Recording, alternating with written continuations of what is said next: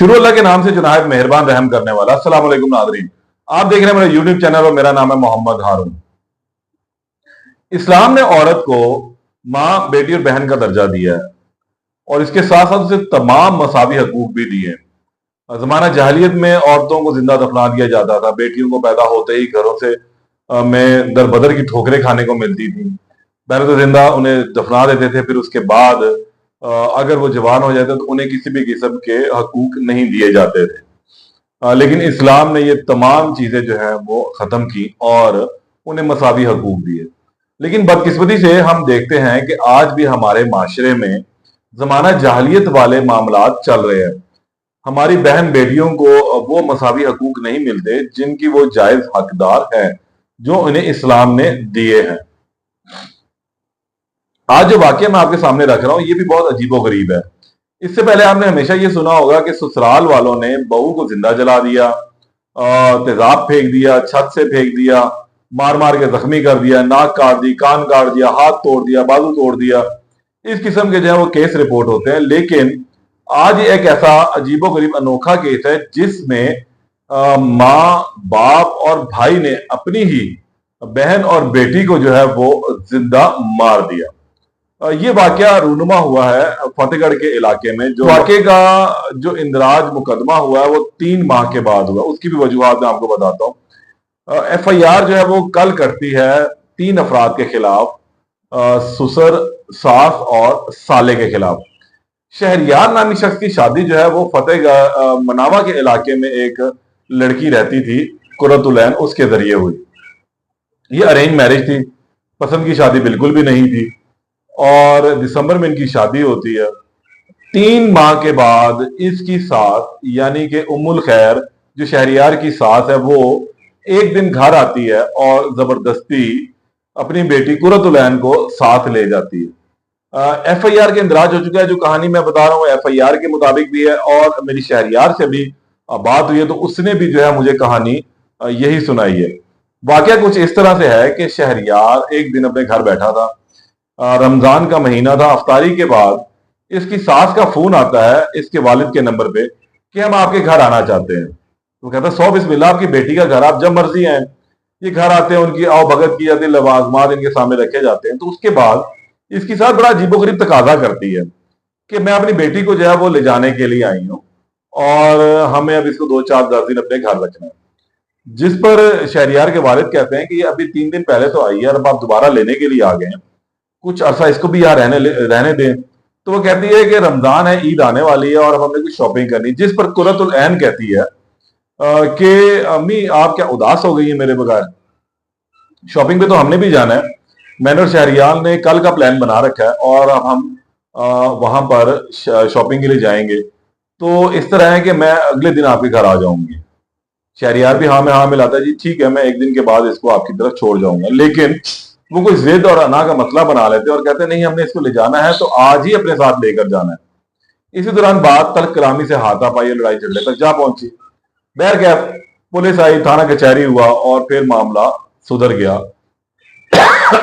पर पंचायत लगती है और वो फिर ये फैसला होता है कि मजीद लड़ाई झगड़े से जो है वो बचा जाए और कुरतुल ऐन को जो है इसके वालिदैन के साथ उसके घर भेज दिया जाए। उनकी खुशी है। तो 2-4 दिन के बाद जाके शहरियार उसको वापस ले आए। पर पंचायत का फैसला था, सबको मानना पड़ा। इलाका चेयरमैन ने फैसला किया था और उसके बाद ये कुरतुल ऐन अपनी माँ के घर चले जाती, गो कि वो जाने के लिए रजामंद नहीं थी। उसके बाद क्योंकि मामला अब तक कलामी लड़ाई झगड़े तक गया था, दोनों खानदानों में अब रिफ्ट क्रिएट हो चुकी थी। शहरियार ने जो है एक खुशखबरी अपने घर वालों को दी थी कि इसकी जो बीवी है वो अब हामला है और वो बाप बनने वाला है।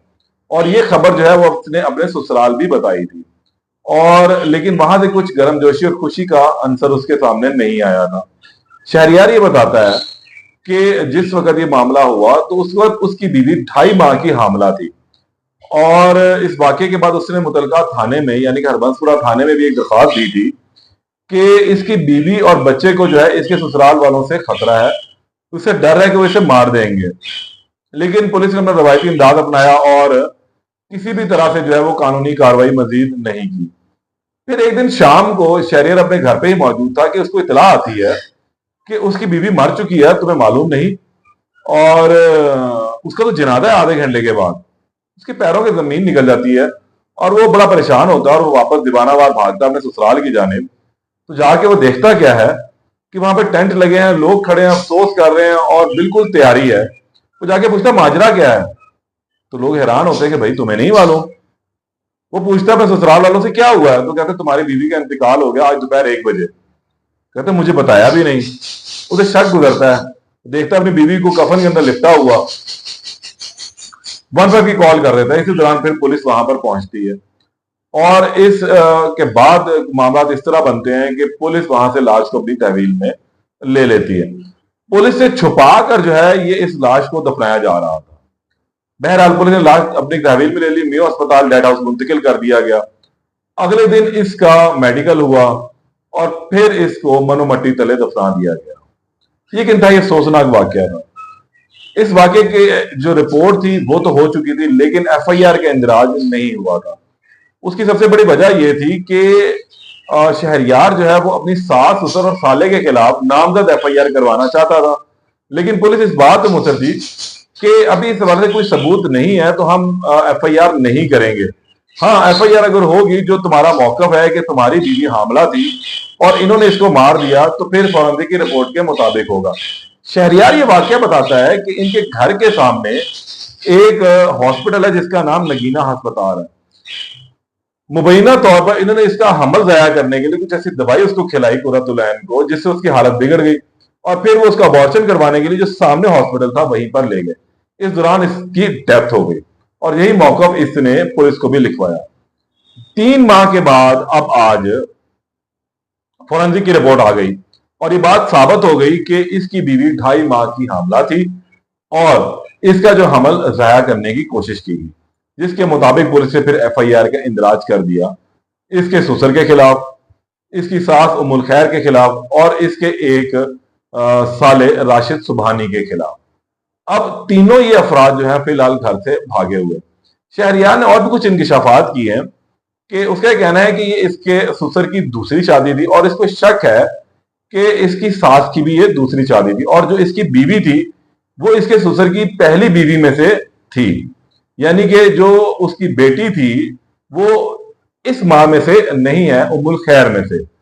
बहरहाल अब एफआईआर का इंदराज हो चुका और इंतहाई अफसोसनाक बात है कि इस तरह किसी का घर उजाड़ देना, कोख को उजाड़ देना, उसकी जिंदगी को खतरे में डालकर उसे हत्या के मार देना भी यहां पर जायज ही एक किस्म का है। वो कैसी मां थी कि जिसने अपनी बेटी का घर भी उजाड़ दिया?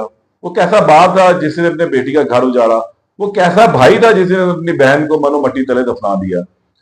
ये शहरयार बड़ा, मुझे तमाम बात बताते हुए रो भी पड़ा वो, और उसके कहना था कि मैं हैरान हूं कि इस तरीके से उन्होंने किया और अभी तक हम पर वो प्रेशर डाल रहे हैं। और मैं पहले दिन से कह रहा था कि मेरी बीवी हामला है और ये जबरदस्ती उसको ले जाना चाहते हैं। उसका कहना है कि शायद गालबन उसको एहसास अब हो रहा है इस बात का, वो पहले जज नहीं कर सका, ये लालची से लोग थे और यहां पर इन्होंने ये तमाम चीजें लालच के अंदर की।